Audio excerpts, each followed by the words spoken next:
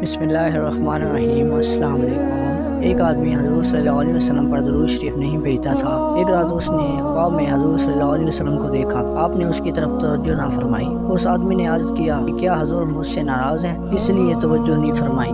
आपने जवाब दिया, नहीं, मैं तुम्हें पहचानता ही नहीं हूँ। अर्ज़ की गई, हज़ूर मुझे कैसे नहीं पहचानते? हालांकि उलमा कराम कहते हैं कि आप अपने उम्मतियों को उनकी माँ से भी ज़्यादा पहचानते हैं। आपने फरमाया, उलमा कराम सच कहा करते हैं, लेकिन तूने मुझे दरूद भेजकर अपनी याद ही नहीं दिलाई। मेरा कोई उम्मती मुझ पर जितना दरूद भेजता है, मैं उसे उतना ही पहचानता हूँ। उस शख्स के दिल में ये बात बैठ गई।